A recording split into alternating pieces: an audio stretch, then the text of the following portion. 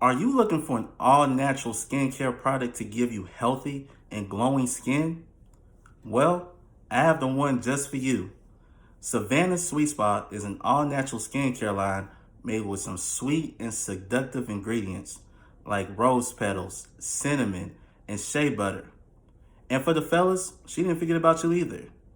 She has men moisturizer and cognac and Cuban soap. That's right, cognac and Cuban soap. So go visit savannahstore.org right now to place your order. Once again, visit savannahstore.org. Trust me, you won't be disappointed. Gotta get to the money, gotta get to the money. Early morning, so you know that I'm on it. So you know that I'm on it. Gotta make sure that my family straight. Gotta make sure that the kids in there. Gotta make sure that the bills is paid. And then let's get to the money, get to the money. Early morning, so you know that I'm on it. Gotta make sure that my family's straight. Gotta make sure that the kids in there. Gotta make sure that the bills is paid. And then let's get to the money. Get to the money.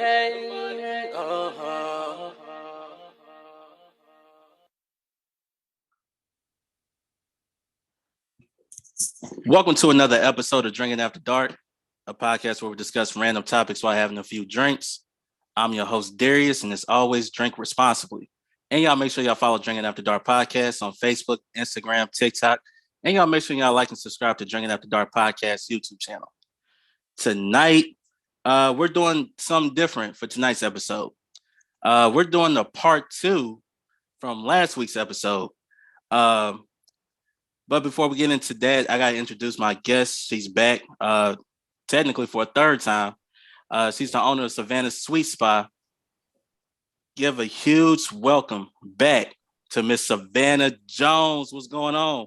How y'all doing? How y'all doing? Thank you for having me back again. Always a pleasure to be here. That's what's up. As I stated before, this is part 2. After we did our episode last week, we actually started talking about some other things. And I was like, hey, you know what? This will be real cool if we talk about this. So glad she came back. You know, we're going to get into it. Y'all going to have fun like y'all always do. Before we get started, I just got to give a huge shout out to my sponsor, Joe Shakinab and Shakinab.com. Go visit Shakinab.com for services, monthly updates, and contact information. Once again, visit Shakinab.com, promoting leadership and scholarship. Also, two quick announcements.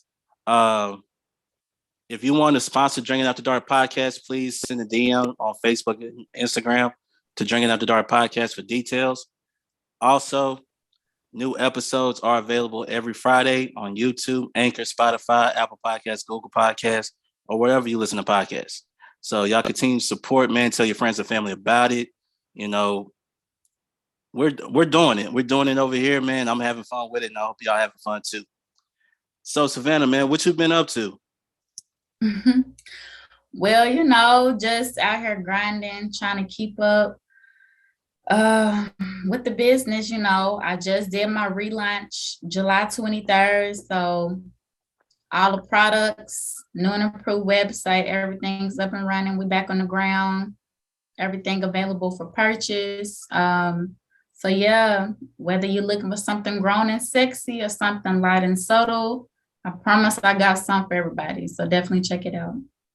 Definitely. And before going further, I'm just gonna let y'all know tonight I'm drinking on something completely different than my norm. As y'all know, I usually drink my Crown Royal vanilla mixed with Dr. Pepper cream soda. Tonight, I'm actually drinking on New Amsterdam mixed with Sprite. So, as y'all can see, clear, something different. I had these little bottles in my bag for a little minute, so I might as well go ahead and drink it up. Go and get through it. But I will be back on my Crown though, believe it. So what you drinking on? You drinking on some tea tonight? Yes, I'm drinking on some it's called traditional medicines tea. Red raspberry, Real good, real good. A little bit of sugar, a little bit of honey. And that's it for me tonight. I ain't doing too much, but yeah, some hot tea for me. Yeah, I see you got a new hairstyle over here looking like Foxy Brown. And this is my all my real hair, I promise. I just got me a nice old pick, picked up my fro, and hopped on the podcast. You looking good though. It's looking Thank, good. I like that. thank you. So we're gonna get into some topics.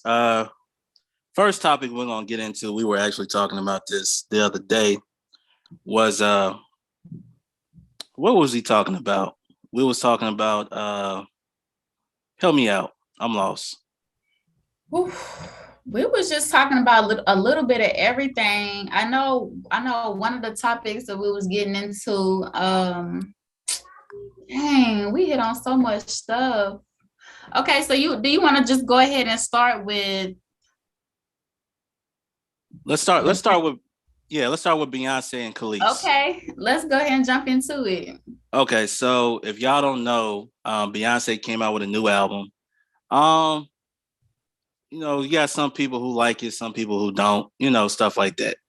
But there was some controversy, and it had everything to do with Khalees, and I guess it was a particular song that Beyonce sampled, and Khalees called out Beyonce for it. Um, I just want to know your take before I get into it. What's your take on the whole situation between Beyonce and Khalees? Well, to be honest, I haven't even listened to the album. Like I'm gonna just keep it a book. I know it's like dance music type, so I heard it's like a totally different album from all of her other albums that she's ever done. From my understanding, there was like I guess she like took a sound clip of something from one of Khalees's songs, and like she didn't give Khalees like a notice that she was going to do that or whatever. And Khalees got upset with Beyonce about it and all of this. But honestly, I think Khalees really should have had more of that energy towards the Neptunes, which is Chad and Pharrell, because as far as I know, they still own the publishing to her music, like the rights to her music. So I mean, technically, Beyonce doesn't have to reach out to Khalees to get permission to use that music if she doesn't own the rights. I mean, I guess you would feel better that somebody reached out to her like, hey, we're gonna use this, but it's like, I mean, if you're not the owner, you can't really get mad at her per se. You would want to take that up with Chad and Pharrell, who actually own your publishing, which she went into that too, but um I also think it's a little bit of jealousy thing too. Like Beyonce still this big name and Khalees has been washed up. I mean, I hate to say it like that. Like Khalees is a very pretty woman. She got a, nice style, nice lifestyle. But if we talk about like just artist comparison, Khalees and Beyonce are not even in the same category, like whatsoever. Yeah, Beyonce actually took that song off the album. So I think she, that. yeah, she actually did that. I agree with you. You know, Beyonce don't actually have to notify Khalees that she was going to do this. Maybe she just felt like woman to woman, if you're going to do this, just let me know. Just courtesy thing. But of course, with Beyonce, she got a huge legal team behind her. So Mhm. they're gonna go through the proper channels to get clearance and all that stuff, and they did that. And like you said, her frustration should have went out towards the Neptunes, but you the one that also signed that contract with them to where, hey, they own your shit now. Prince said it best before he died. He was like, "Listen, you really signing your stuff away, your creativity away." So I mean, I don't understand what the issue was, because here's the thing: if you actually went back and looked, Beyonce was going to give credit to Khalees, so I guess Khalees could get paid off of that. But she made it. All right, let's put it this way: Khalees talked herself out some money. Let's just get that out the way right now, right? And not only that, but you got Beyonce sampling, something from you. you talking about the biggest female artist in the world. Mhm. I mean, you should be honored that she's doing that. Now, like I said, if she would have gave you a heads up, that's one thing. I guess that's what she's upset about. Also, too, Mhm. upset about her deal that she had with the Neptunes. They gave the clearance, because technically police don't have any rights to say yay or nay. So why would you even go through that? Waste your time just to whatever. Because even if she says no, guess what? You don't own it. So I could go through the people who actually own it and get it cleared. So I just think that her frustrations is just, go out to the Neptunes, be mad at them. You mad at the wrong person. Yep. And Beyonce has her fan base, the Beehive, where they gonna protect her at all costs. Mhm. So it's just one of those situations that maybe could have been handled differently. Maybe she could have said, I feel so honored, because that could actually boost her name up, and whatever else she has going on. But she talked herself out of it, Yep. and it's just a bad situation all the way around. So, but Beyonce's not at fault here. You know, No. if anybody know the music industry, everybody knows, owning your own shit is like really important. I mean, if you go look at Sierra, Russell Wilson bought her shit back. So she owned her shit. Yeah. You got some artists who own all of their, masters and all that stuff. Then you got other artists who don't, and they're fighting for it. So hey, it is what it is, but that's the music industry right there in a nutshell. Yes. Literally. Mm-hmm. And also, I think it's more artists who don't own the rights to their music than actually do. I mean, I guess because once you own it, pretty much anytime a song is played or used or whatever, like you can make profit off of that. I mean, what record label would really want an artist to have all the rights to their music when they could eat off that very easily? So the music industry is very dirty. People go through it all the time. The biggest artist that you think has a great contract probably really doesn't. They're probably making money, but it's not through anything that they own. It's more like tours and merchandise and stuff like that. So anybody looking to get into that music industry, whatever you sign, definitely look at it, and don't look at it with a lawyer from that record label. Get your own lawyer for sure. Nah, and especially now with the way that the industry is changing. Now you got these labels trying to sign these artists to 360 deals. So now whatever you do, they get a cut of that. So it's like, hey, just sign your record deal with the albums and all that stuff. When you go on tour, that's pretty much where you're gonna make your money at. Don't give the record label your cut. Just go out there on tour, make your money. Go home and invest your money wisely. If you want to start something else outside of music, do that. Save it. That's always important to save your money. Stuff like that. But the like I said, Prince, he spoke out about it. Michael Jackson spoke up about it. You got a lot of artists who spoke up about it. And yet, I think too, these record labels know who they really want to sign, because they figure like, oh, okay, they coming from a background where they actually need this. So basically, we're gonna give them this terrible contract, and then all of a sudden they're gonna complain about it, but you signed that contract. Who's most famous? TLC. TLC was most famous with that. They signed their contract, winning these Grammys, and they said, "Hey, we're broke." They said it at the Grammys after they won. We're broke. So hey, it's a business that you really got to be careful in. You got to make sure you have T's crossed, I's dotted, and just look after yourself. And like you said, get your own lawyer. Don't use their lawyer. Get your own lawyer. You know, gotta be careful, man. And stay. If you have a chance to stay independent, stay independent. Yeah. Unless you sign a distribution deal through a label, then you could get away with that. But if you just sign with a label all the way through, unless you can make it work for yourself. Just need that platform. Then you could go off and get that fan base. Then you could go off independently and do your own thing. I can understand that. A little sacrifice in the beginning to you know the long game. Yeah. Yeah. And Just be careful. Just be careful. and here's another thing I want to say too about a lot of people and their misconception with artists and everything like that is that a lot of times when an artist hasn't put out much anything, and they assume that they're broke. A lot of artists are not broke. They just great business minded people. Chameleonaire is like a great example. Mm-hmm. He was featured on the song recently, right?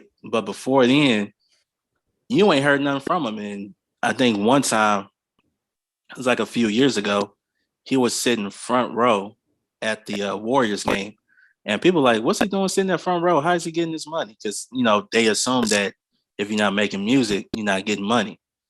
Man, Right. that man invested into a tech company and made so much money off of that.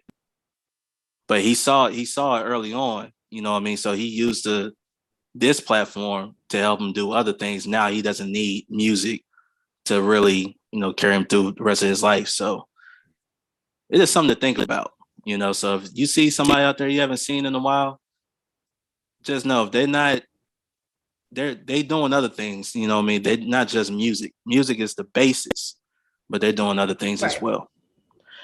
But That's right. uh, yeah, but here's another thing I want to talk about when it comes to Beyonce.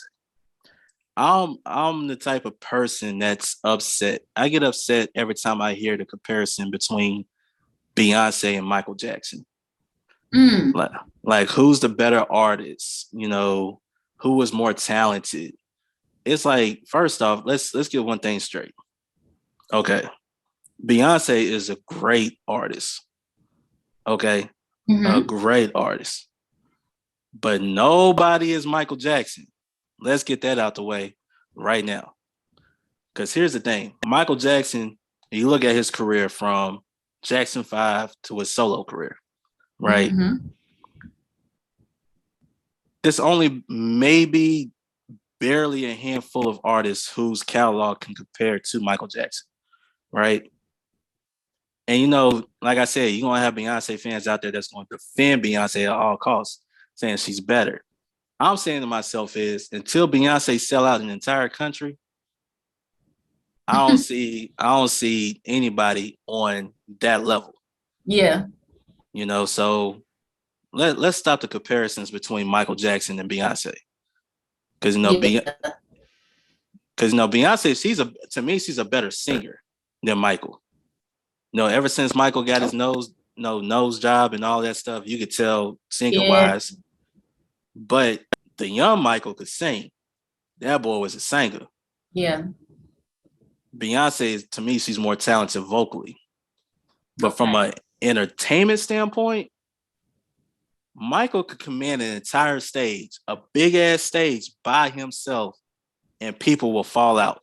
You've seen the clips, passing out, going to the hospital over this man just standing on stage. Just standing. He ain't even said nothing. Nope. And Beyonce, she could put on a great show. But when it's big, she has all these dancers and musicians, all of that to put on this great show. Nothing wrong with it because MC Hammer was the same way back in the day. Yeah. But we all know he could actually dance. Yeah. Beyonce, she could dance too, but she's not on that level. Say like a Jennifer Lopez, like Shakira or Sierra, stuff like that. But I'm telling you, if you give her great choreography, she could do it. But in Yeah. terms of like just her, like she has great stage presence, but it's not Michael Jackson's presence. No. I don't So think anybody would ever be like, especially artists from that era, like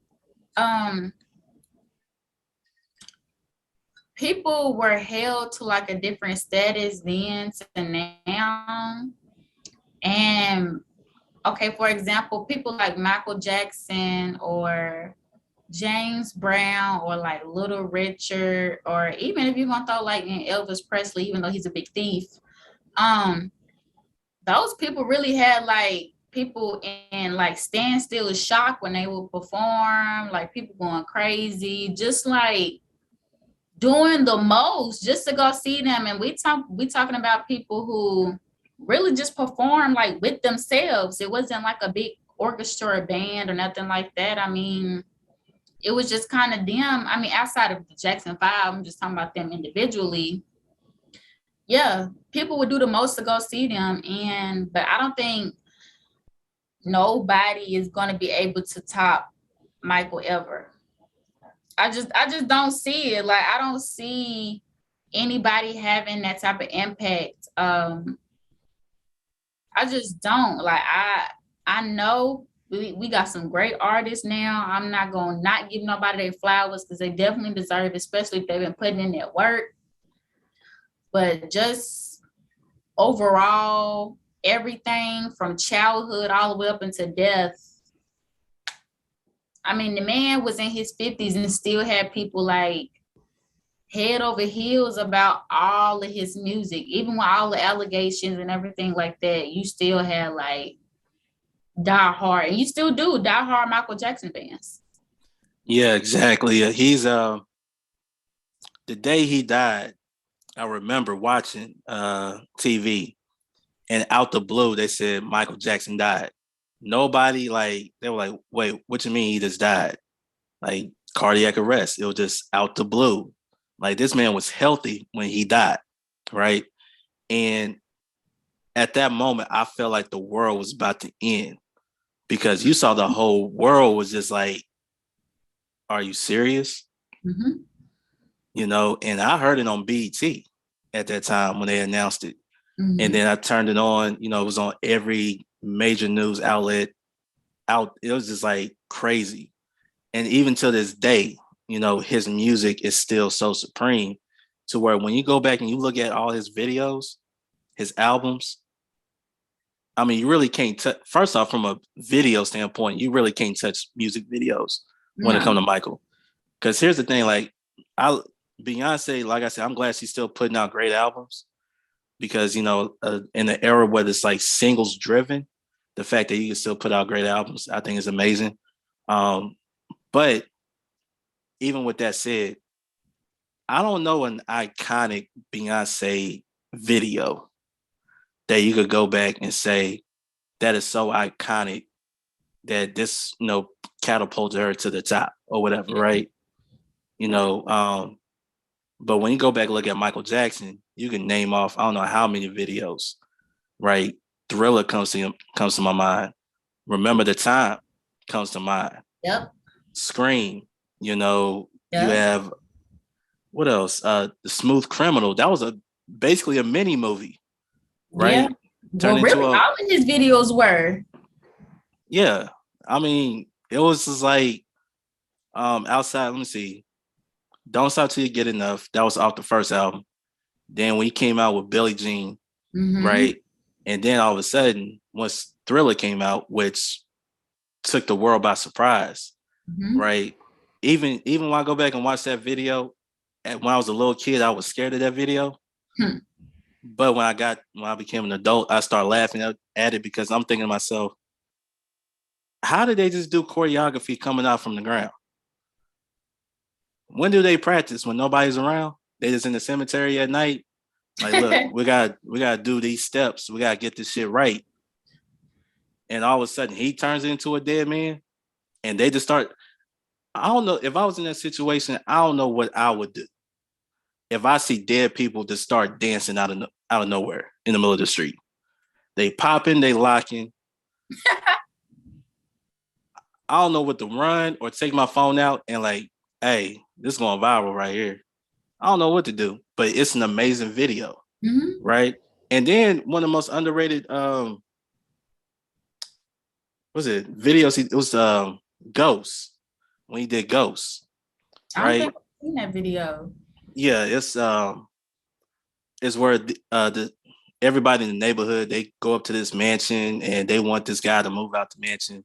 No, Michael Jackson. And this is, how can I describe it? It's kind of like Thriller Part 2, but it was Mm, like a little bit more toned down. You know, it was a little bit more comedy involved. And, stuff like that. Michael Jackson actually played the lead guy.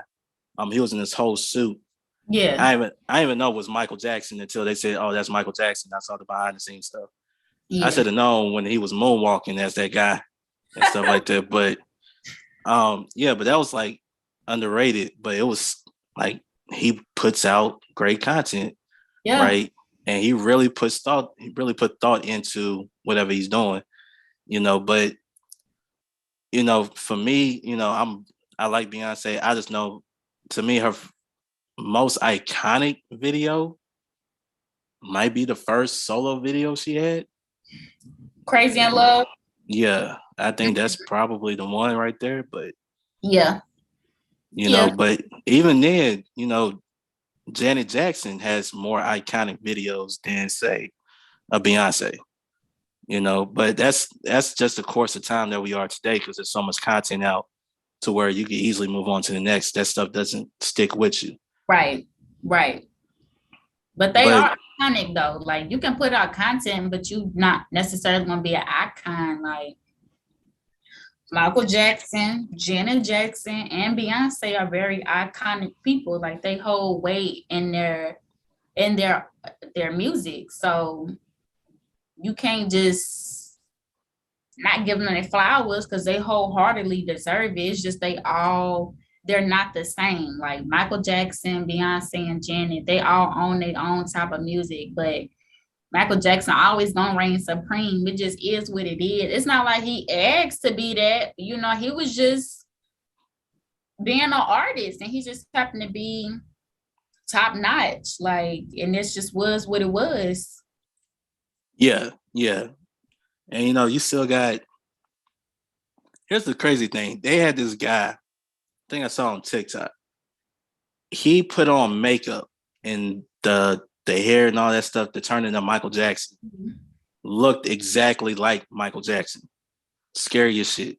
But you got a lot of Michael Jackson impersonators. You have a lot of like you said, Elvis impersonators. They still around to this day. There's a saying out there, heroes will never be forgotten, but legends never die. Mm-mm.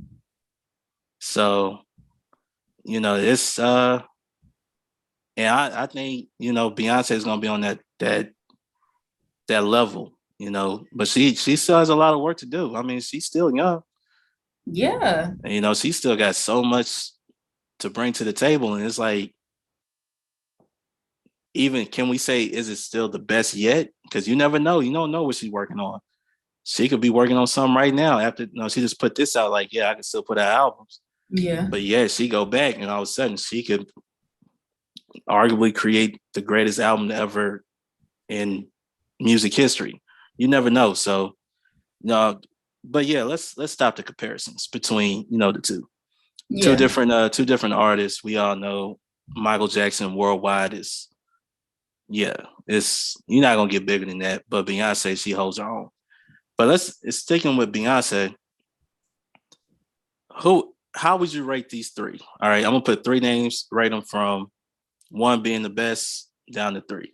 Mm-hmm. They're all great. They're all great artists, right? But I'm gonna give you 3 names, okay? Whitney Houston, Mariah Carey, Beyonce. I would do it literally in that order. Whitney Houston, number 1, Mariah Carey 2, Beyonce 3. Yeah, Whitney, I really don't know any other like female vocalists that could really like knock Wendy out the park. Like now Mariah Carey got the notes, she got that whistle, you know what I'm saying? She got it. Like Mariah Carey got it, no doubt. But I'm just talking about like ballads and runs and songs.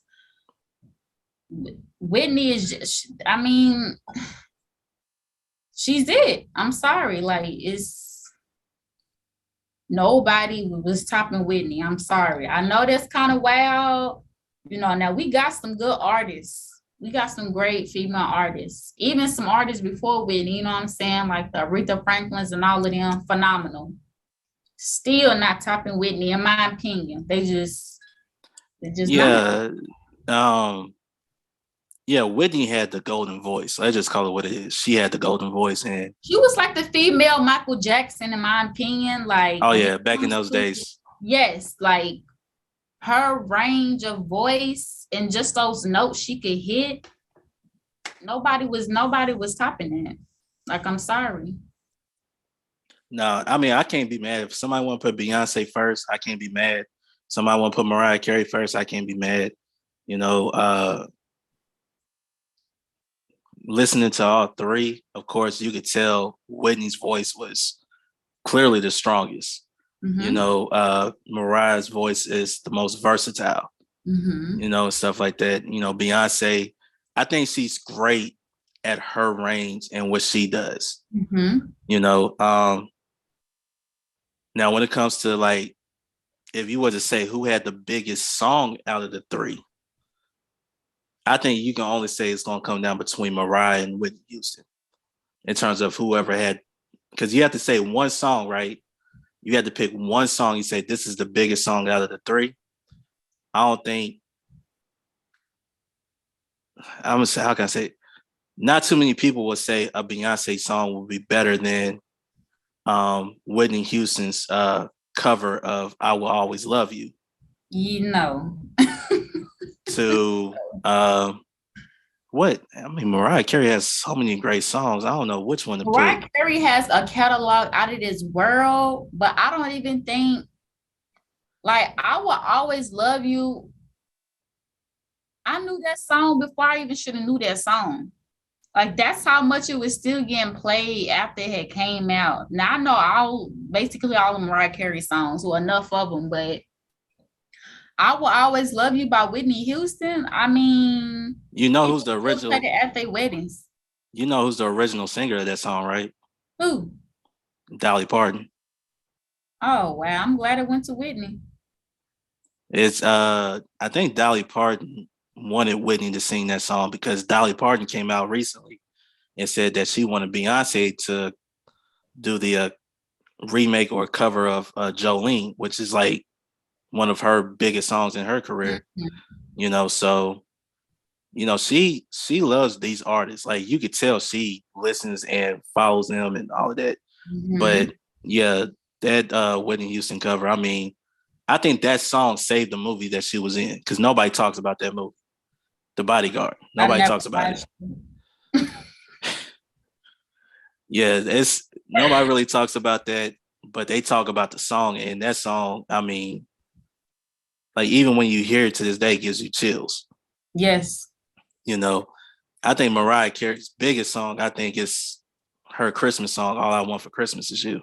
Yeah. You know, how much money is she making off of that song She said during not a Christmas? lot. I She mean, came like, up with a tweet and she was like, that coin I think I'm getting to off a stream. She was like, it's really not that big of a coin. She had came out publicly on Twitter and was like, I know y'all hear my song every year, blah, blah, blah. But she was like, it's not that big of a bag that y'all think I get. She might have some contract wise we don't know about. I don't know. I know she was married to Tony, was it Tony Matolo or with Sony or something like that? yeah, So yeah, I know that was a pretty rough marriage. So I don't know, but she definitely talked about it on Twitter because everybody was like, girl, I know you eat every year. And she was like, no, it's not what y'all think. So I don't know. I mean, she probably don't. Like I said, she probably don't own the rights to the song or whatever. You know, of course, when it comes to streaming, I think they're actually making less than it would just off an album sale. So, Yeah. but in terms of impact, every year, when that song comes on, it's Christmas time. Yep. Even though I'll listen to it, but that's not my favorite Christmas song. So I hate to say it like that. I like Silent Night. That's my favorite Christmas song. I was going to say that. It's my favorite Christmas song. Like, and I'll play it like today and really just jam to it because they that good on the song. Oh yeah, they took Silent Night and basically made it a national treasure. Yes. You will never hear Silent Night ever again. Cause I'm telling you right now, Christmas time comes around. I love it because the whole vibe and everything, just being in the spirit.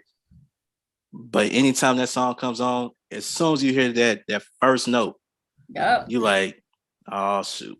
I got my drink in my hand and everything. Yep. I might be drunk enough to sing that entire song to my wife. I have been. Yeah. Yeah. Yeah. And I might hit that high note when it comes up. Be like, whew, my voice is strained now, but guess what? Yeah, I love the Temptations. I do. I just love old music, period. The Temptation, the OJs, Michael Jackson, James Brown, like that whole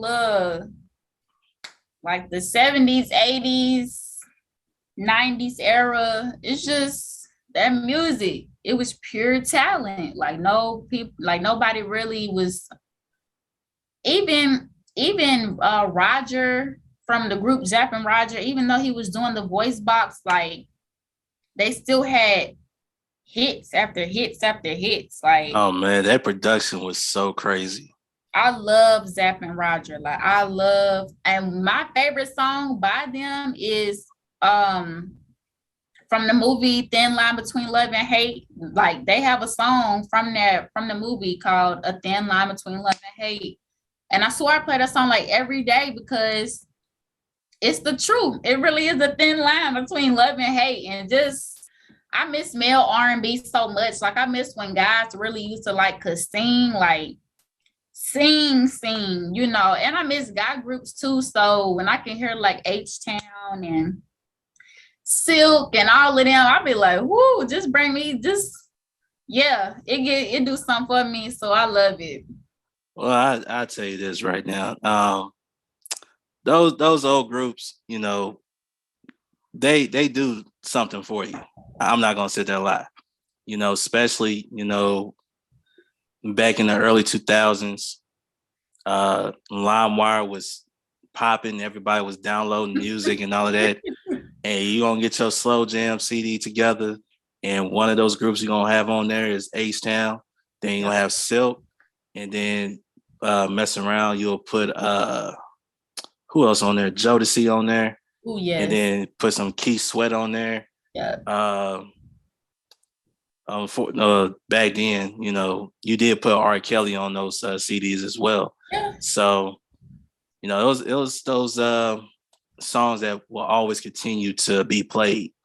You know what I mean? Because now you appreciate that music more so than ever. You appreciate the production. You appreciate the writing, the singing. So yeah. I mean, I agree with you. Who is your, before we go on, because that's another topic that I want to talk about. Mm-hmm. Who is your favorite male 90s R&B group? Ooh. And then I'm gonna ask you who's your favorite female 90s R&B group. But who's your favorite male's 90s R&B group? Ooh. That is so hard. Because you gotta list them off though, because you got Boyz II Men, you got Jodeci, H-Town, you have 112, you have Drew Hill, you have Tony, you have who else is on there? Who's the first one you said? Boyz II Men. Okay. This is really bad because I'm gonna feel so bad. Like, oh my God. You have Blackstreet. Wow. And all of them got classics under their belt too. So that's what makes it so hard. They heavy hitters. But I just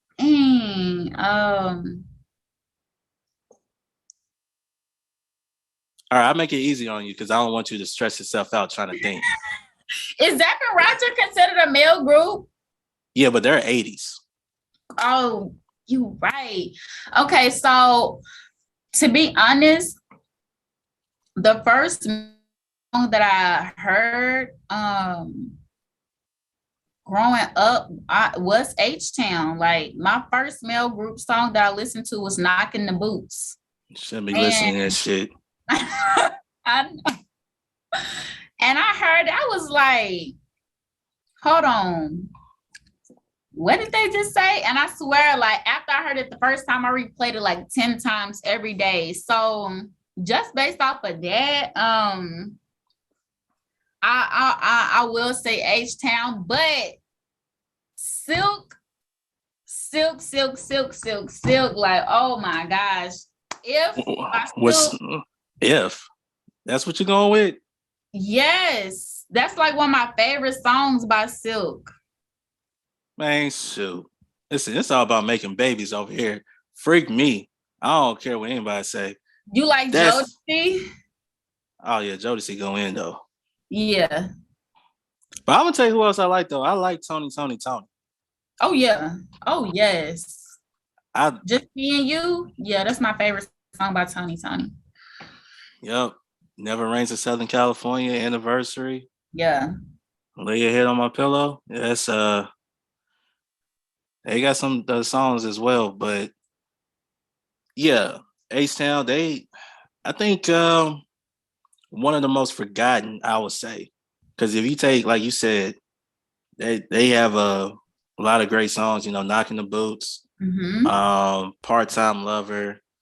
They have Emotions. Was it Backseat? They have I just said Thin Line Between Love and Hate. If y'all haven't listened to it, go play it like me 10 times a day. That was a cover too, from an 80s song. Yeah, for the movie. Yeah. What else is Lick You Up? Oh yes. That's it right there. And back when songs, you know you're gonna make a baby once you hear these songs playing in the background. Listen. So I don't play it right now. Shoot, I moved on from that. But I miss y'all 90s guys. I do. I'm gonna just throw that out there before we move on. I miss y'all. Please come back. Thank you. It was kind of funny though. A few years ago, me and my wife went to the 90s Block Party concert in Nashville, right? So they had Guy. Guy was the headliner, right? I love Guy. So they have Guy. They had Genuine, Drew Hill, Jagged Edge. Who else? Was that it? I think that was it. Oh, Next. So those were the performers at the 90s Block Party concert. And, you know, we had a lot of fun. You know, it was a great concert and everything like that. So I would definitely go in to those type of concerts. No doubt about it. What about your female R&B group? From 90s,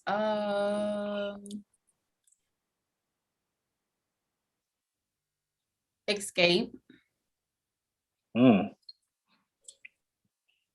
Why you choose Escape? Because I almost know like all their songs word for word. Basically, like Escape held it down in the 90s. Like, listen, I really don't think I dislike any of their albums, really. From Just Kicking It to freaking Understanding.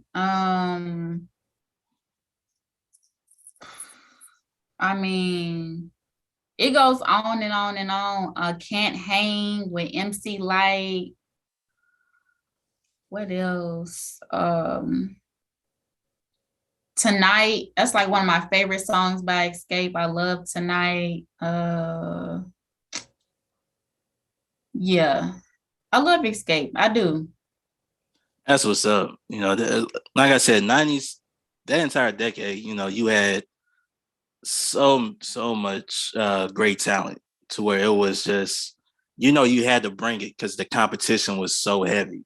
Yep. So, you know, there's a lot of, like I said, there's a lot of great female R&B groups, you know, TLC, obviously, SWV, Yep. 702, Yes. what is it, Black.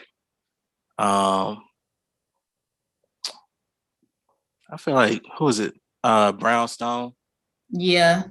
A Uh, lot of 90s female groups that was really popular. And I feel like a lot of them did not get to transition how they should have.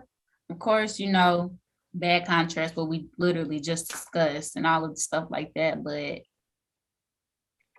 all of them, like knock out the park singers. I can't really say they was like BSing on the mic. When they came, they really came to sing. And I love SWV. I really do.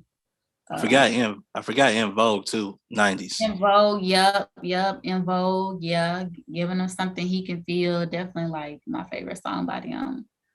I want to know what the hell they meant by that. Whatever you think. I just chose Escape because I know just a lot of songs by them, and I really can like go word for word on these songs. When I think about like music, when I think about an artist, if I know majority of songs and I can say them word for word, I clearly like you a lot because I'm not just gonna listen to somebody I don't like and know all your lyrics too. So they just like that group. I mean, the 90s just had it when it came to groups. They just had it. And not knocking nobody else because I love everybody else from the 90s. But yeah, they like the first group. I can just say, if you play a song, I'm probably gonna know it like word for Yeah, word. definitely. The 90s, you know, groups, solo acts. It was just all around great decade. Yes. Um, so it's, you know, it's just now we have memories. We can always go back and listen to it. You know, streaming Mm-hmm. services. Of course, you can go on YouTube.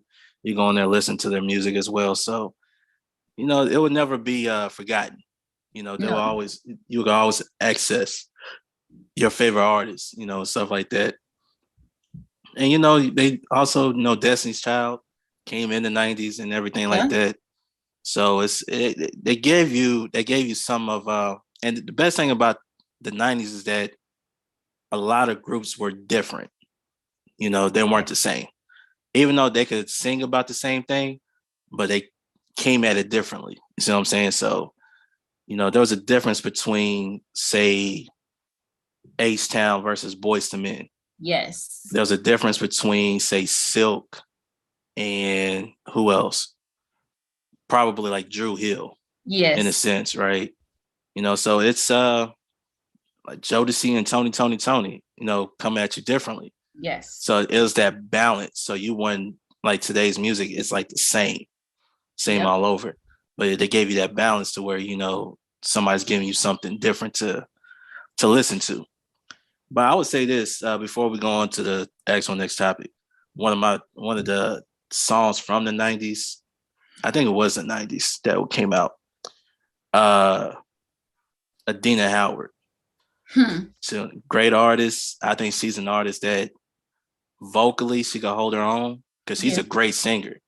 But I think she was also that first female that brought the freak into her music. Now you start seeing artists today doing what she was Mm-hmm. doing back then, you know, and it's like, and they're more blunt with theirs and everything like that. So it's like, because we all know once you put on t-shirt and panties, that's, like I said, baby making music. They were doing it Yeah. back then. Everybody was, and but we just missed that whole decade. And like I said, we can always go back, listen to it. We just, you know, feel like we can. Um, and you got a lot of people putting together, you know, 80s versus 90s parties and all that stuff, which, you know, goes to show you that how great, you know, the decades of the past were, Yeah. you know. So that's another thing, of course, you know, gave us huge, massive songs. Because Tevin Campbell, can we talk? Is like still huge. I Yeah. don't. Did you see the challenge they had with that song, the Can We Talk challenge? No. Yeah, so Tank started a challenge, right? Having all these artists sing Can We Talk, just a little bit of the song. And I'm saying to myself, I'm like, okay, y'all did the Deborah Cox challenge. We could tell who can hit notes and who can't, right? But when they did Can We Talk, I'm thinking like, okay, some of y'all struggling. And these are professionals struggling. And I remember Boosie got on his social media pissed off, like, man, y'all fucking up a classic. Man, y'all let that man's voice rest in peace. I was like, in a sense, Dead? no, he was just saying basically just let the song, let it Oh, be. yeah. Yeah. Let the song be, man. Don't mess up a classic. Yeah. Right. And then I was like, you know what? I agree with you. Because I don't Yeah. want nobody else singing that song but him. It was made for him, you know what I'm saying? Like you can't. Yeah. Certain songs were made for certain people. So you just gotta let that. But I give people, props for really trying and all of that. But his voice is so unique.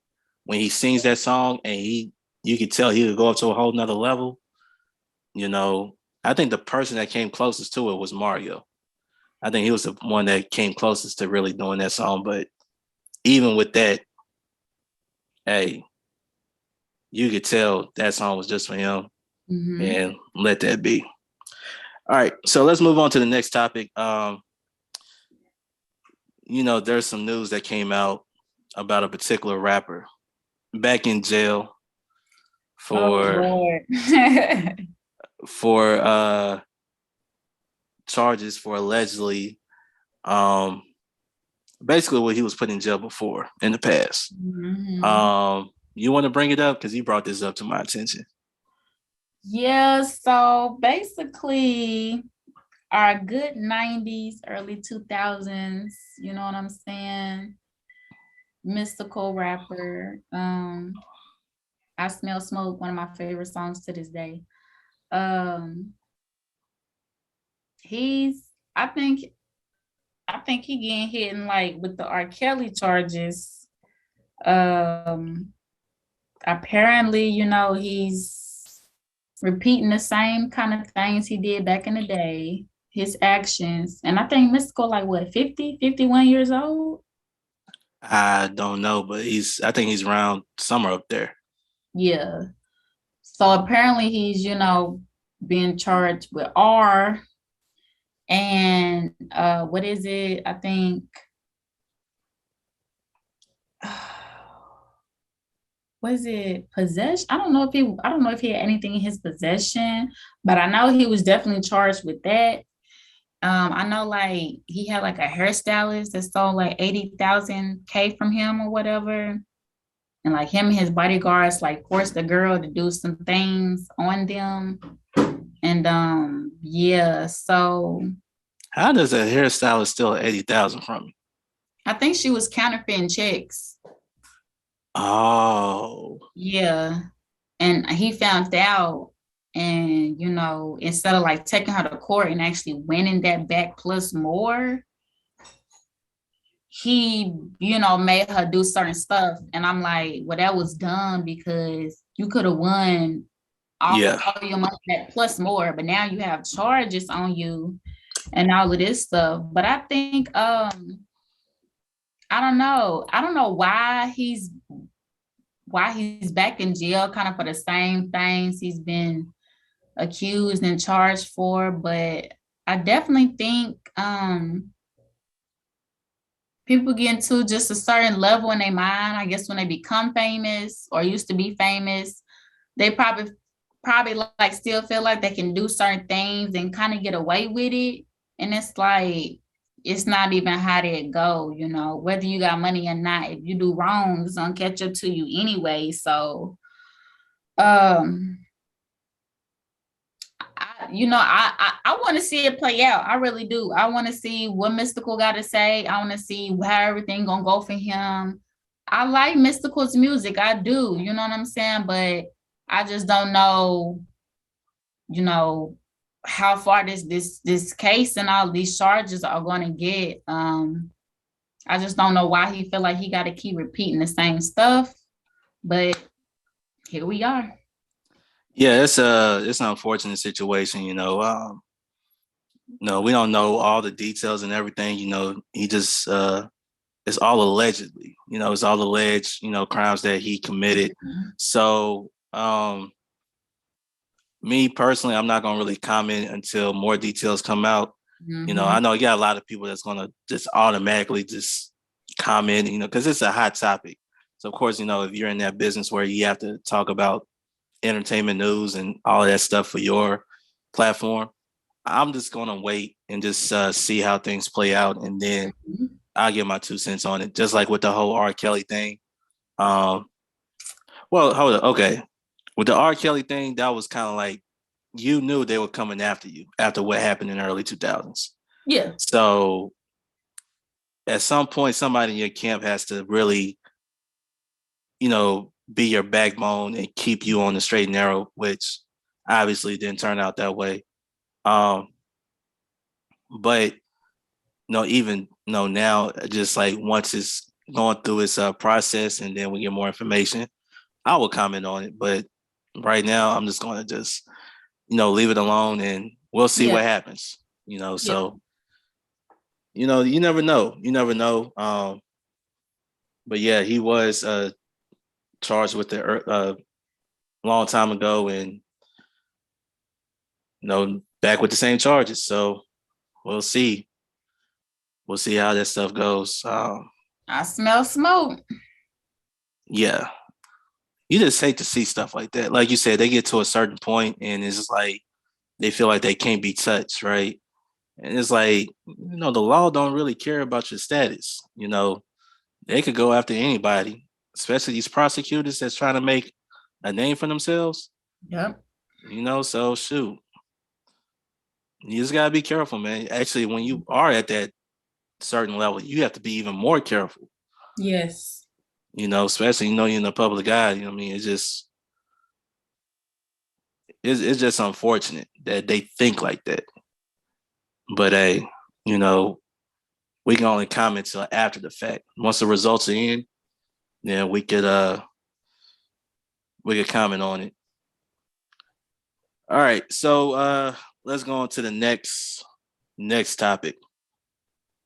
We we uh we don't usually talk about relationships and stuff like that, because there's a lot of platforms that talk about relationships, men and women and stuff like that, the roles and who's more at fault for this and that. Yeah. Who cares? But what's your thought on today's relationships, and what do you see as the common problem in today's relationships?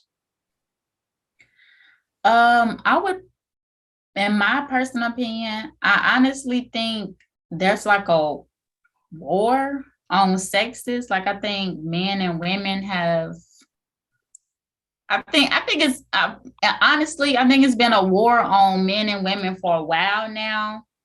I think it's just a lot of things that plays against it, and honestly, I think the war is really, really big in like the Black community. Like you see more like Black men and Black women against each other than other races. Not saying it don't happen to other races, because it definitely do.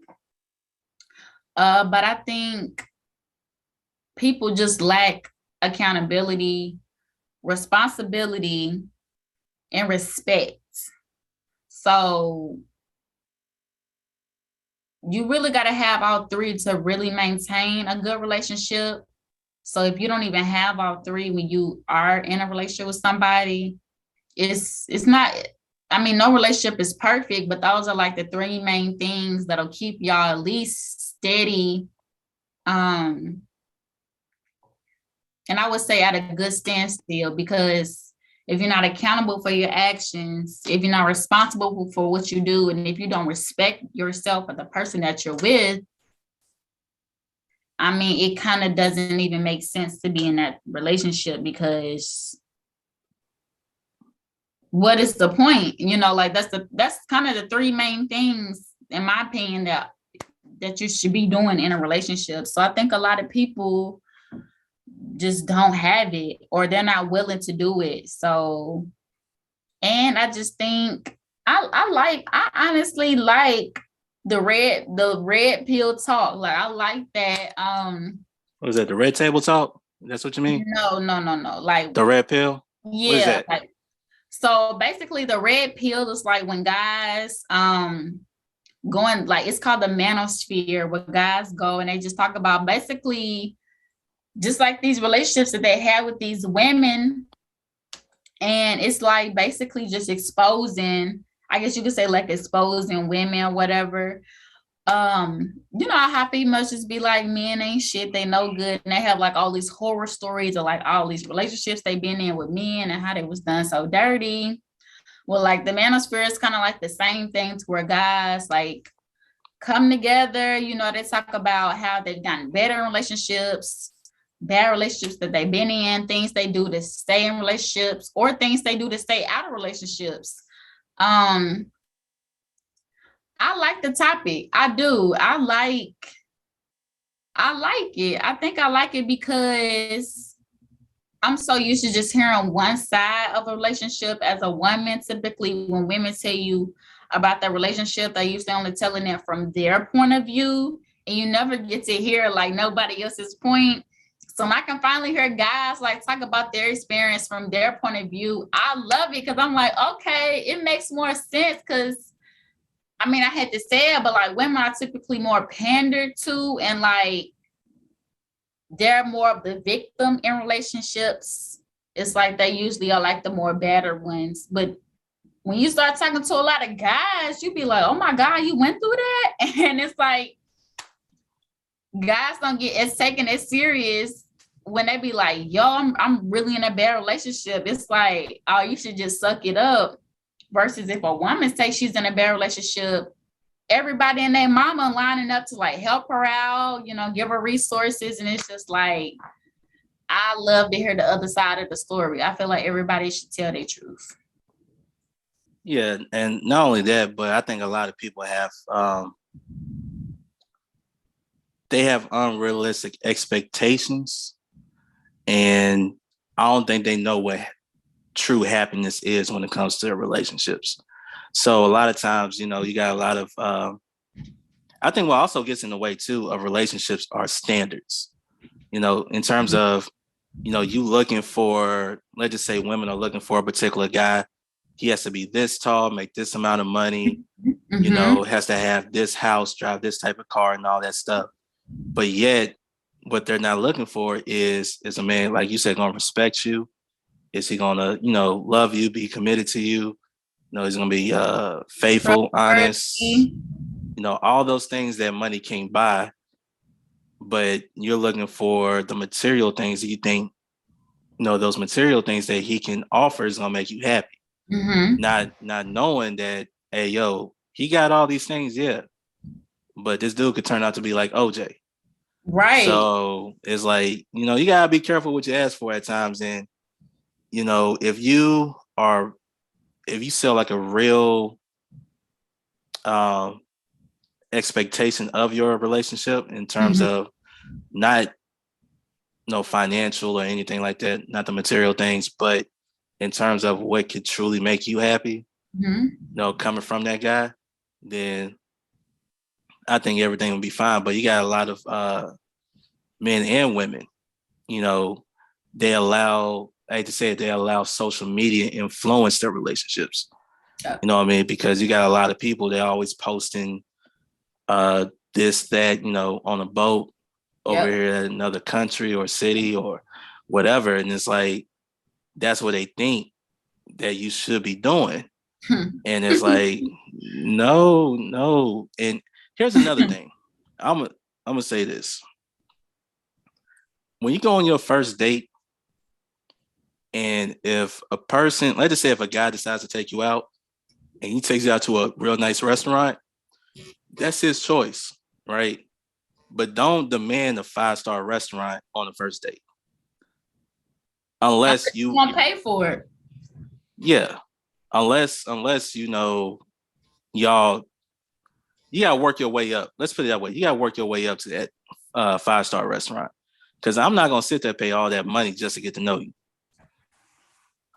Well, Take, I tell women this: if you want to go to the best of the best, and you want the guy to be there, either you should be willing to, especially on the first day, like either go half on, you know what I'm saying? Which I know women gonna be like, oh, he must be broke, but I just feel like if you want a $500, $600 date from a guy that you're just now meeting, either you gonna go half or pay for it all, or you should be knowing what to expect after that date. I'm not saying all guys want that after dates, but all I'm saying is, even if you meet a guy who just can blow 500-600 on a date and it won't do nothing to their account, like that's like chump change. It's still, in my opinion, makes sense to expect something. You expected this, right? You expected the date, the location, blah, blah, blah, blah, blah, blah, blah. Those were your expectations. So I don't know why you wouldn't expect somebody to have expectations from you too. That just don't make sense to me. Yeah, and first off, let's get one thing straight. A date shouldn't really cost you that much to begin with. No. I mean, like, even if you, so if you mean to tell me that if you're talking about going on the first date, it's gonna cost you $500-$600, where exactly do you want to go first and foremost? Because I know for a fact on the first date, I would say at a minimum, maybe 150. If y'all gonna go get something to eat, then if y'all want to go to a movies and then probably go to a bar or something, I don't know, get some drinks. Yeah. I get that part, but 500, nah, you gotta put some time in for that. I'm sorry. If y'all been together for, a little minute, then yeah, I could see that, go do something fancy. I get it. But right off the bat, nah. If you tell me entitlement, that's what that is. First off, it's kind of like that one video that went viral, right? Where this girl, she had a birthday party, she invited 18 of her friends, and she got mad at her boyfriend not paying for her and her 18 friends. I've seen it. First off, this what gets me. One, you ain't got 18 friends. No person has 18 friends. Let's get that out the way right now. Okay. Nobody has 18 friends. Secondly, his obligation is to you and only you. Now, if he was to say, I'm inviting all of them out here, of course he's going to take on the payment. Right. But if you invited them, they pay. He's supposed to pay for you. Yeah. But if it's your birthday, he's supposed to pay for you and you only. Now, if you wanted to have a birthday party or whatever, he could have, put something together at the house or whatever, get some food catered and all that stuff so everybody can eat, provide the drinks and stuff like cool. But no, I'm not. First off, I'm gonna have this conversation. How do you have 18 friends? Not one person has 18 friends.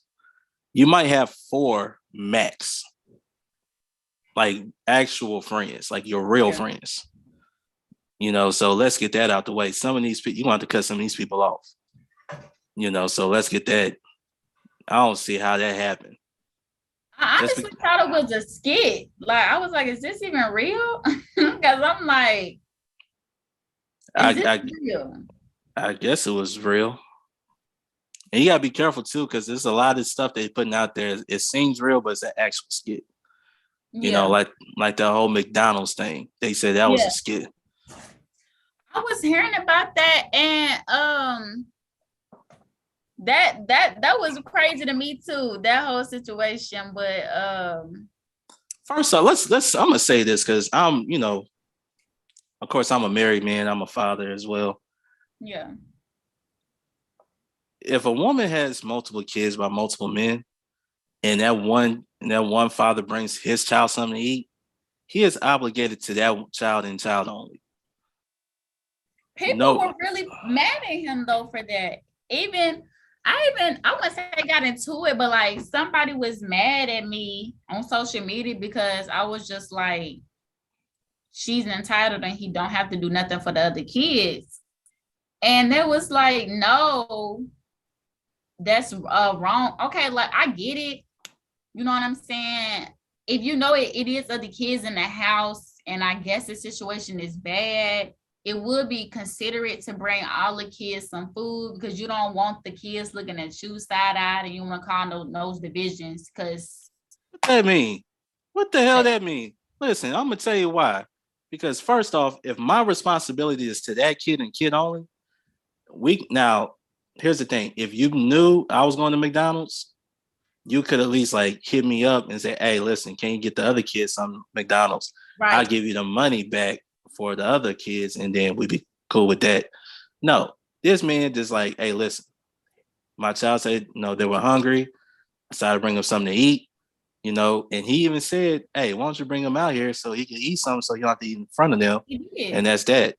And, I could understand the point, like, you know, no other kid, you don't want them to feel some type of way. Right. At that particular point, you have to say, okay, you went back, you brought up accountability when it comes to relationships. Where's the accountability from the mother to the other fathers? Right. Right.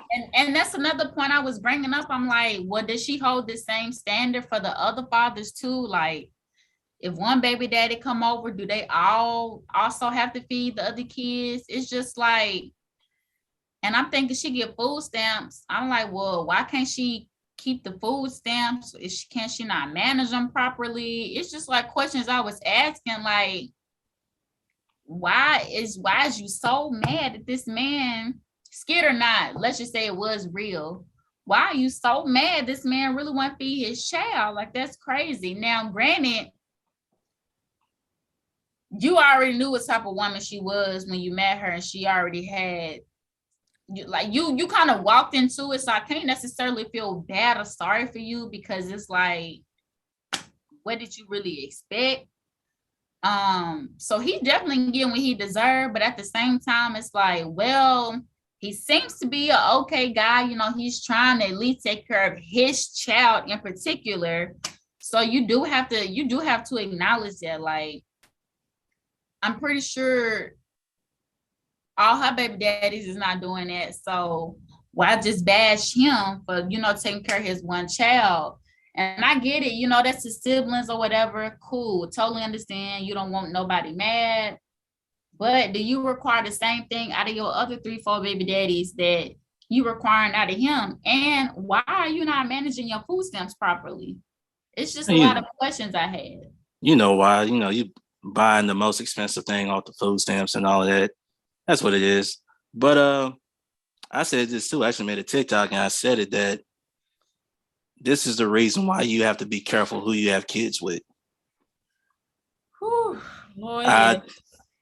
You gotta. I don't care if you only got one child, just between y'all two. Even with that, just be careful. If you're a man, be careful. If you're a woman, be careful because just because y'all have this child together don't mean y'all compatible with one another. And not only that, but if you know this person is full of drama and you still want that, I don't feel bad for you whatsoever. So, just be careful who you decide to have kids with. If you want to go, have your fun, all right, do it. But, make sure you strap up. That's the only Don't thing I'm keep the saying. club up with somebody who already been shot up. Like, why do people go? That's like literally going to the club that just got shot up last night and you go back that same night. Now, this club is dangerous. People be bringing guns in here. You still came in here like, we just gonna have fun. It's like, y'all probably will have fun, but it's probably gonna end terribly. And that's when that happens, when you date somebody with a lot of kids or, bad situations. It may seem fun, but in the end, it usually does not end pretty good. Yeah, definitely. And it did bring up a lot of conversation, like you said, a lot of people were either for him or against him, and stuff like that. But you can see everybody's viewpoints, and um actually you could have two rights. Oh, let's be honest, you could have two rights. Um, but I think the most important thing is, communication, and also, again, be careful who you have kids with. That's That's all what I'm I'm saying. saying. So, but it was a great, because it was on TikTok for like a good week. Like it was, I stopped. I didn't even get on TikTok for a whole week because I knew that was everybody was doing videos on that. So I said, well, it's a great conversation starter. So everybody said what they're gonna say. Let's move on from it. Let's wait for the next skit. Because I tell you right now, one thing I love to watch is those gold digger pranks. I love watching those because they don't get to do no attention whatsoever. All of a sudden, you get in this nice car, they run it back to the dude. Yeah, I'm like, oh my gosh, this is ridiculous. And a lot of women don't fall for that either. They like, I don't care, I don't care if you got this car or nothing. And and this some you could tell though. You could tell that if I put those keys in front of your face and you're attracted to it, I know what your intentions are. So I think if people see that stuff, just know that those women are being exposed, and I just love it. I just love it, especially at the end of it when they don't give them no type of play whatsoever. So it's like that's what they get. they let them get in the car, they let them fill it out, and all of a sudden they. And here's the thing: they willing to do anything on the spot when they ask them to. I'm like, oh my gosh, are That's you usually how serious? it go. On the spot, broad daylight, cars passing through. Yeah, Man, you got the cash, baby. I It's guess. really no limits. You know what I'm saying? I mean, whatever floats their boat. You know what I'm saying? It's cool, but I'll stay over here and mind my business. Yeah, oh, I ain't gonna have no nice car. I'm gonna have a raggedy car. I don't want nobody to know I got money. No, but I think that's the problem. Like everybody wants the material things. They don't care if you crazy, they don't care if you a liar. They don't, well, what it is they want those things, but they don't even understand what come with it. And it's like, okay, you get all of that, but you're not ready for what that come with. Because I'm pretty sure if a guy can buy you from A to Z, no problem. Okay, that's great, but you don't even understand the type of lifestyle this man is probably living. And you're probably not ready for that. You're probably not really ready for the honest truth of what goes on in his day-to-day lifestyle, what he got to deal with. Um, and it just is what it is. Most women want the perfect guy, tall, beard, money, faithful, respectful, responsible, blah, blah, blah, blah, blah, blah, blah. And it's like this guy you want probably doesn't even exist. And you probably not even worth it anyway. So yeah, it's And crazy. the other stuff you brought up, the responsible and respectful, all that, they don't even ask for that. They don't really care about But that. they'll cry about cheating and all of this. They'll be like, oh, he blah, blah, blah, blah, blah. And I'm like, I mean, did you even ask about character stuff when y'all first dated, or did you ask for the shoes? It's like, what do you think? How do you even think a guy will treat you if you only base him off of materialism? And you can't get mad off the fact that if he got a whole nother woman too. So, you just listen, he know what you're in it for, and he's gonna continue to do what he do. So he's like, hey, listen, if I could just, like you said, shoes, a car, clothes, whatever, and I could get whatever I want to out of her, I'm still gonna be with this other woman over here doing the exact same thing. So Yep. it's like, just if you really want a guy, you really want to be treated right and all of that, ask those type of questions. Mm-hmm. And if he working towards, the material things and all of that stuff, you know, that's all good and everything, but still, the character is the most valuable thing, you know. And when it comes to people, it's all Yes. about that character. So, and that goes for men too. Ask those right questions in the beginning. So don't be surprised if this woman is after you for your money. Don't be Right. surprised about that. If you got it, you got to ask her like, hey, matter of fact, don't even tell her you got it. Right. This, be in the beginning, be like, yeah, I work, a 9 to 5, working hard, but I take care of my responsibilities.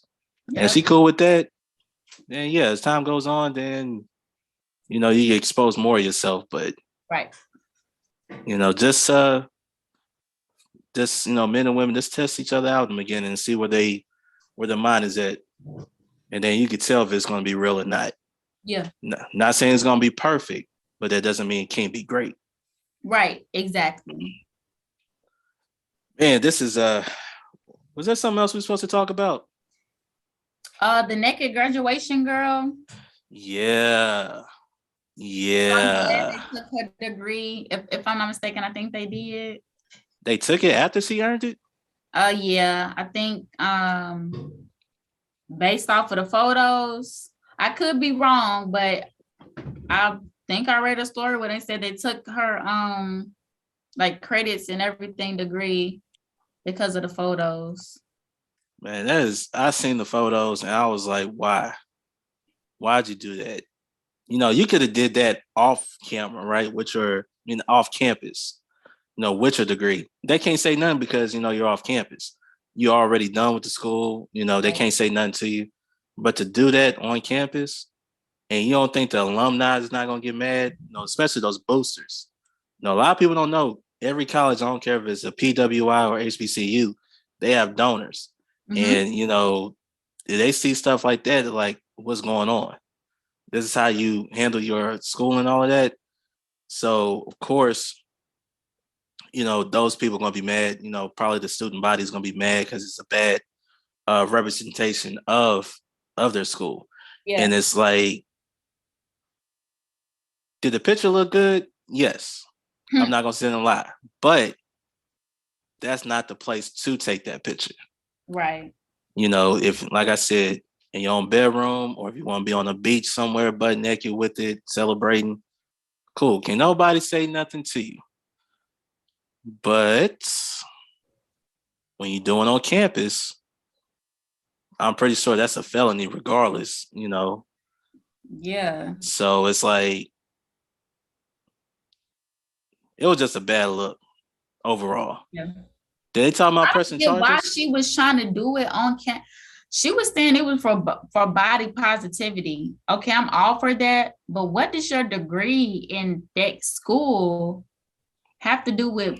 You could have took a naked picture right in the bathroom, being like, guys, I just wanted to be positive with my body on the beach in a car. You could have promoted body positivity anywhere else, any way possible, but it was like you chose to claim body positivity with your degree on a school. It just didn't make any sense to me, and I just knew from there it was just clout. Like, you did that for strictly clout, and you literally got what you deserve, because no guy can go on a campus butt naked and be like, look guys, I've been going through some body stuff, but it's body, this is my body positivity. Like, he would have been arrested within minutes, if not seconds, of coming on that campus naked.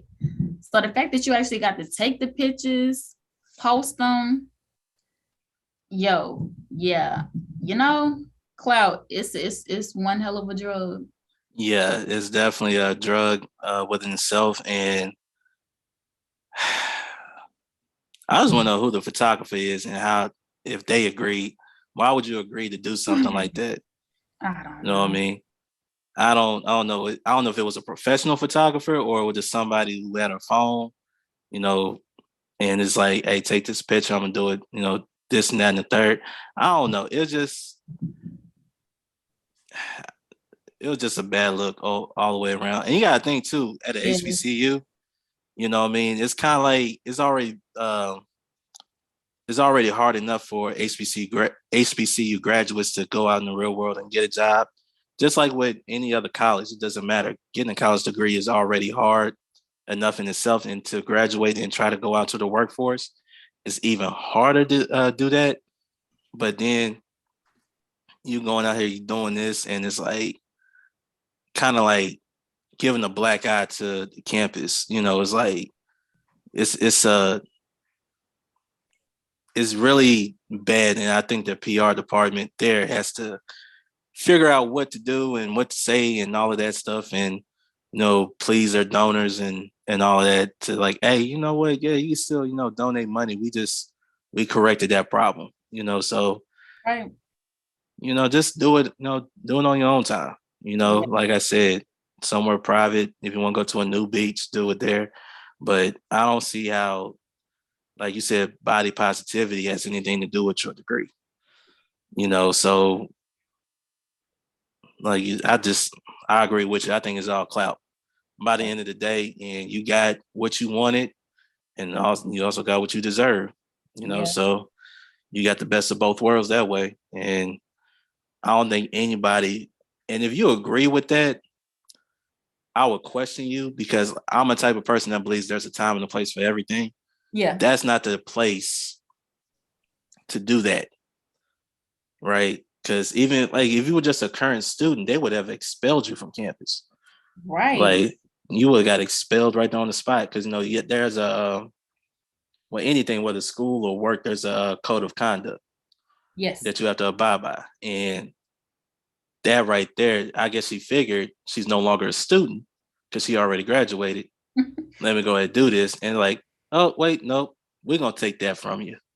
So all that money you spent getting that degree, and you still got to pay that money back. I'm pretty sure you got loans and stuff. Mm-hmm. And they still stripped that degree. Dang. I know that hurt. Oh, yeah. Maybe they'll give it back to her if she do some apology Yeah. letter or some work around campus, something like that, to get it back. We don't know, but that's just I don't like that. I don't like stuff like that, because and you went ahead and posted on social media. That's what gets me. Like, nobody's gonna see that shit. You don't think That's how that I knew one? it was clout. That's how I knew, because it's like, why did you even post it on social media? You should have just took those pictures for yourself and been like, I really love my body. You done went on the whole school campus, done brought a person to take your pictures. Then you posted them on social media. It's like, it's no way in the world you was doing this for body positivity. It's just no way. Yeah, yeah. Well, I'm pretty sure we ain't heard the last of this. So more, and I'm pretty sure she's not the last person who's going to do this. I'm pretty sure it's going to be others. I'm hoping and praying she the last one. I really do. If, like I said, if this was a guy that came on campus butt naked with his degree, like literally within minutes, he would have been arrested. This woman got to walk off the campus and posted those letters. Like, where was everybody when these pictures was taken? Was this campus just empty that day? Like, was nobody like, this is crazy? Like, where was everybody to stop her? Like, she got to make it through the whole session and pick up pictures that she liked, edit, and post. And I'm like, that's crazy. Yeah, it's definitely was taken at nighttime. Definitely, I don't think anybody was on campus at that time, so she was able to get on there and do it. But the bad part about all of this, that I'm pretty sure she's barred from being on campus. She's probably barred. Yeah. And you gotta think, HBCUs homecoming week. You can't even go back and celebrate. With your classmates and all of that stuff. It's like, man, you can't even do none of that. So it's like everything, that one moment cost you a whole lot. Yeah. And it's it's a learning experience. Maybe you never know what can happen after this. This world is already crazy enough. You never know what can happen after this. So we'll see. We'll see. That's all we can do. We'll see. Definitely, definitely. Well, look, we're coming to the end of the episode, man. This was great. I had fun. I'm glad we talked about this stuff Yeah. because we talked about it, and I was, you brought it back up, talking about we should really do this again and all of that. And I'm really glad we did this because it Yeah. was, probably could have talked. I don't know what else we could have talked about right now. We have to wait for some more stuff to come out to talk about. But yeah, definitely. This was part 2. As you can see, Savannah looking like Foxy Brown from the 70s and stuff like that. But looking beautiful as usual. Before I give you the last word, I just want to remind people, make sure y'all follow Drinking After Dark podcast on Facebook, Instagram, and TikTok. Also, y'all make sure y'all like this video and subscribe to Drinking After Dark podcast on YouTube. Also, new episodes are available every Friday on YouTube, Anchor, Spotify, Apple Podcasts, Google Podcasts, or whatever you listen to podcasts. And if you want to sponsor Drinking After Dark podcast, please send a DM to Facebook or Instagram for details. So, Savannah, I'm going to give you the last word. So, you know what to do. Go at it. Of course, always glad to be here. Appreciate the opportunity and the time. Y'all, please come on this platform, have these great conversations. Definitely promote yourself. It's an awesome platform, awesome host. And yeah, definitely support Savannah Sweet Spa. Website is up and running. Products are available for men and women. We got the grown and sexy. We got the subtle and light. So you know what I'm saying? Whatever you're looking for, got a product for you. Thank you so much for bringing me back on. I always have a great time, and I will definitely be back. So yeah, thank you so much. I really appreciate you having on. And like I said, I want to be the face of your men's line. So I know. So I'm really looking forward. I'm promoting myself all the way around. So shit. That's what I'm doing. That's what I need to slide to Tennessee. And when I do, and I got my products, we're gonna work some things out. All right. Well, you just let me know when you get here, and then let me smell it and all that. I'll try it out if you need somebody to try it out. But thank you again for coming on. To the people, continue to support, continue to tell your friends and family about Drinking After Dark podcast. I'm Darius. That's Savannah. We out. Peace. Gotta get to the money. Gotta get to the money. Early morning, so you know that I'm on it. So you know that I'm on it. Gotta make sure that my family straight.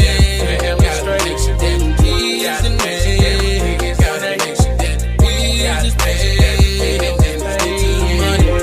Get to the money. Early morning, so you know that I'm on it. And gotta make sure that my family straight. Gotta make sure that the kids and they. Gotta make sure that the bills is paid. And then let's get to the money. Get to the money.